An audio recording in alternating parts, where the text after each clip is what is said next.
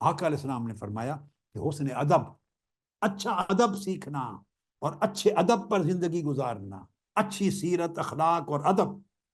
اور سمت الصالح، ادب کے لیے دو لفظ استعمال کیے، دونوں ادب کے لیے، الہدی الصالح یہ بھی اچھے ادب کے لیے، اور السمت الصالح یہ بھی اچھے ادب کے لیے، دونوں لفظ، والاقتصاد، اور اپنے کلام، گفتگو، خطاب، نقطہ نظر، بیان میں اعتدال رکھنا، ہمیشہ اعتدال رکھنا، انتہا پسندی کی طرف نہ جانا، نہ افراط میں نہ تفریط میں، اقتصاد اور حسن ادب۔ آقا علیہ السلام نے فرمایا نبوت کے جو 25 خاص خصائل ہیں، اجزاء 25، ان نبوت کے اجزاء میں سے ایک جز ہے،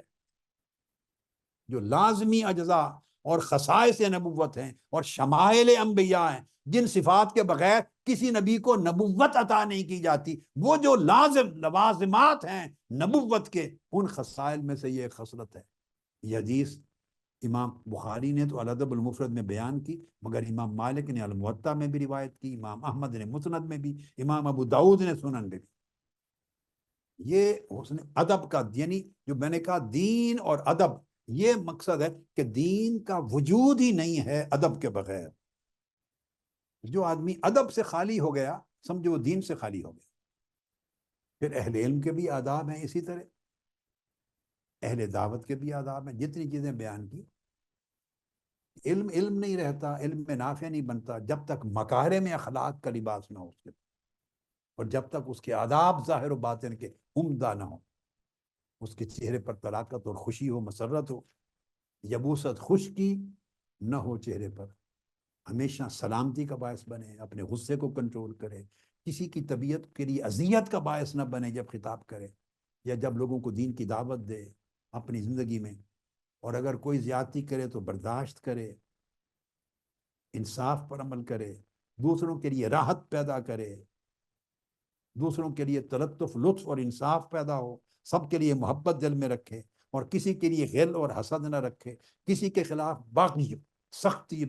بغاوت کا انداز نہ ہو، غضب کا انداز نہ ہو، اور کسی کے لیے کبر، تکبر نہ ہو، ریاکاری نہ ہو، خود پسندی نہ ہو، میں اپنی اس طرح بات نہ کرے، طبیعت میں بخل نہ ہو، اور طمع اور لالچ نہ ہو، طبیعت میں فخر نہ ہو، دنیا طلبی اور حرص نہ ہو، اپنی مدح کی لالچ نہ ہو، گفتگو میں جھوٹ نہ ہو اور فحش کاری نہ ہو، یعنی فحاشی قسم کے الفاظ، جملے، گالی گلوچ اور برے کہنے والے جو حیا سے آ رہی ہیں وہ کلمات نہ کہے۔ یعنی جب تک یہ ظاہر و باطن کے آداب و اخلاق جمع نہ ہوں،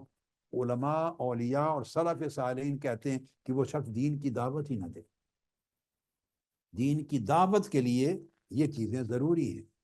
اس لیے پہلے زمانوں میں سلف صالحین محنت کرتے تھے دین کا علم حاصل کرنے سے پہلے ادب کو سنوارنے کی، مدتوں ادب کو سنوارنے پر لگاتے۔ امام حسن بصری رضی اللہ تعالیٰ عنہ سے منقول ہے، فرماتے ہیں کہ ہمارے زمانے میں، یعنی تابعین کے زمانے میں، لوگ سال ہا سال علم حاصل کرنے سے پہلے ادب سیکھتے تھے، حیا سیکھتے تھے، حسن سیرت سیکھتے تھے۔ یہ امام حسن بصری نے فرمایا۔ امام ابو حنیفہ رضی اللہ تعالیٰ عنہ نے ارشاد فرمایا مجھے اولیاء، صلحاء اور علماء کی حکایات اپنے فقہی مسائل کی مجلس سے زیادہ پسند ہیں۔ فقہ کے مسائل کی مجلس سے زیادہ وہ مجلس پسند ہے جس میں صالحین کے، بڑوں کے اور نیک لوگوں کی حکایتیں بیان ہوں، کیونکہ ان کی حکایتوں سے زندگی کا ادب معلوم ہوتا ہے، اور ادب دین کی جان ہے۔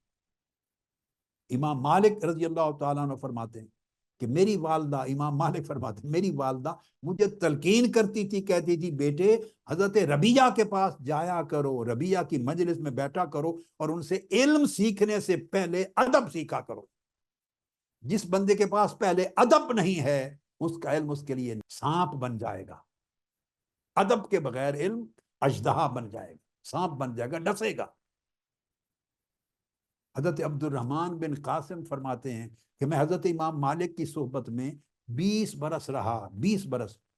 18 برس میں نے صرف آپ سے ادب سیکھا، 18 برس ادب سیکھا، صرف 2 برس لگائے علم سیکھنے پر۔ 20 سالوں میں 2 سال علم سیکھا،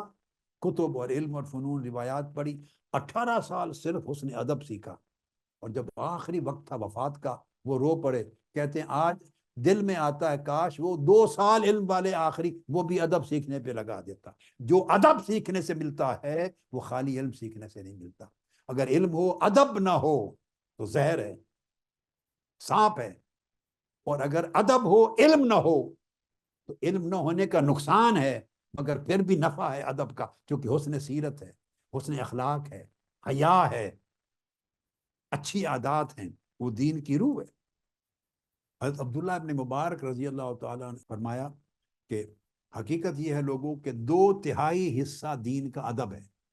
حضرت عبداللہ ابن مبارک امیر المومنین فی الحدیث فرمایا دین کا 2/3 حصہ ادب ہے۔ اور سلف صالحین کہتے کہ ہم پسند کرتے ہیں کہ ادب کا ایک باب سیکھ لینا ادب کا زیادہ محبوب ہے بنسبت علم کے 70 باب سیکھنے۔ علم کے 70 باب سیکھنے سے زیادہ محبوب ہے ادب کا ایک باب سیکھنا۔